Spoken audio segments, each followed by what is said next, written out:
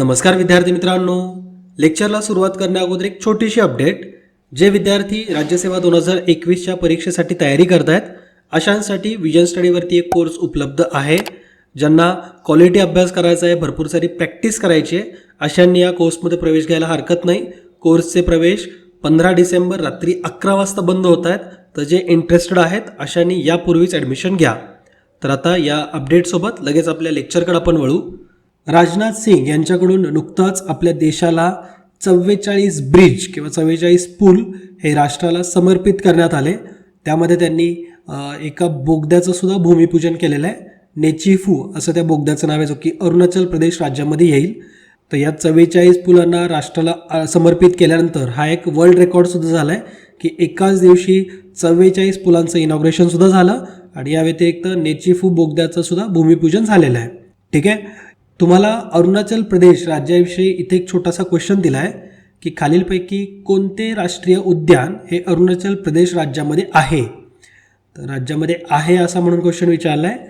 तर नामदाफा राष्ट्रीय उद्यान, मौलिंग राष्ट्रीय उद्यान, मेआओ वन्यजीव अभयारण्य, दिबांग वन्यजीव अभयारण्य, सेसा ऑर्चिड अभयारण्य आणि ईगलचे घरटे म्हणजेच ईगल्स नेस्ट नावाचं एक अभयारण्य आहे. तर हे अरुणाचल प्रदेशमध्येच आहे का हे तुम्हाला माहिती असायला पाहिजे.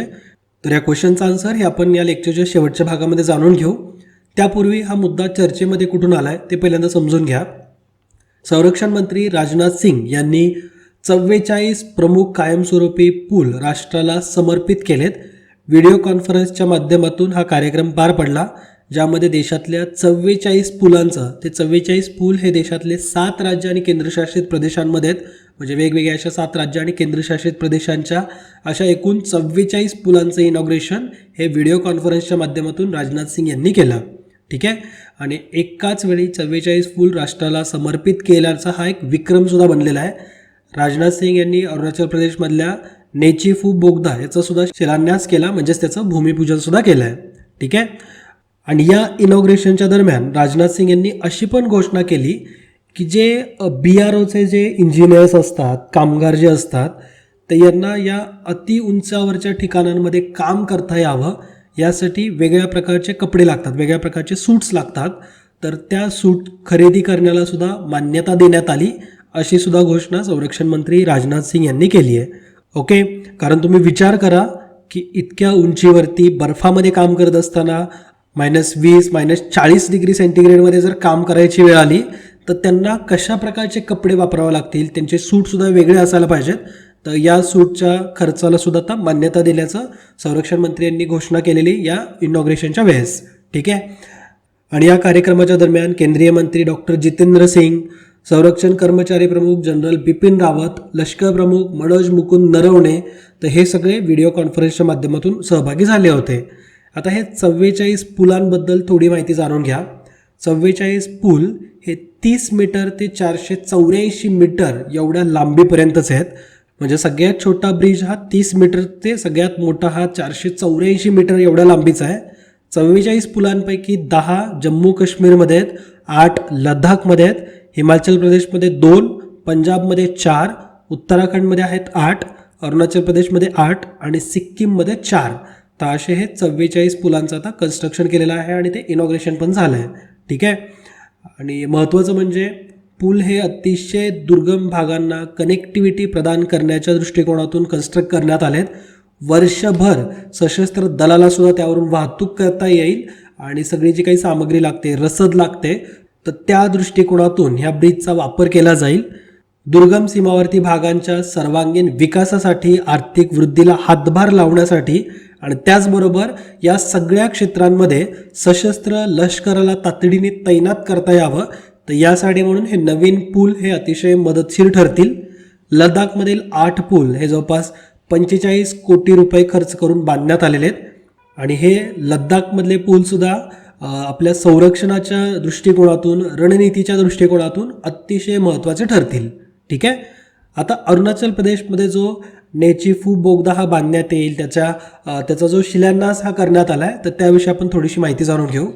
अरुणाचल प्रदेशच्या तवांगकडे जाणाऱ्या नेचीफू बोगद्याची पायाभरणी राजनाथ सिंग यांच्या हस्ते करण्यात आली. हा बोगदा जो असणार आहे हा जवळपास 450 मीटर लांबीचा असणार आहे. आणि हा बोगदा दुहेरी मार्गाचा असणार आहे, म्हणजे दोन्ही साईडकडून त्याच्यामध्ये वाहतूक केली जाईल असा हा बोगदा असणार आहे आणि अतिशय आपल्या सीमेच्या भागांना कनेक्ट करण्यासाठी म्हणून महत्त्वाचं ठरेल. वर्षभर आणि हवामानात कुठलंही हवामान जरी असेल तरीसुद्धा नेचीफू खिंडी पलीकडे जाण्यासाठी म्हणून या बोगद्याच्या माध्यमातून आता कनेक्टिव्हिटी सोपी होणार आहे. आणि अशा दुर्गम परिस्थितीमुळं हा संपूर्ण भाग हा अपघात प्रवण होता, म्हणजे नेचीफू खिंडीतून जाणं हे सुरक्षित नव्हतं. पण आता या बोगद्याच्या माध्यमातून हा खिंडीतला प्रवाससुद्धा सुरक्षित ठरणार आहे. तर असा हा 450 मीटर लांबीचा दुहेरी मार्गाचा बोगदा नेचीफू खिंडीतून जाणार आहे आणि म्हणून त्याचं सध्याचं नाव हा नेचीफू बोगदा म्हणून आपण त्याला ओळखतोय. ठीक आहे, इनॉग्रेशन झाल्यावरती त्या काळामध्ये त्याचं नावसुद्धा बदललं जाऊ शकतं. आणि राजनाथ सिंग यांच्याबद्दल सांगायचं झालं तर राजनाथ सिंग हे आपले केंद्रीय संरक्षण मंत्री आहेत आणि त्यांचा मतदारसंघ तुम्ही लक्षात ठेवा, लखनौ हा त्यांचा मतदारसंघ आहे उत्तर प्रदेशमधला. मतदारसंघावरती सुद्धा क्वेश्चन विचारले जातात. आय थिंक 2016 किंवा 17चा राज्यसेवेचा पेपर बघा तुम्ही, त्यामध्ये हेमा मालिनी यांचा मतदारसंघ आपल्याला एक्झाममध्ये विचारला होता. तर मतदारसंघ लक्षात ठेवायचा आहे. असे व्यक्ती ज्या चर्चेमध्ये असतात तर त्यांचे तरी तुम्ही लक्षात ठेवत चला. ठीक आहे.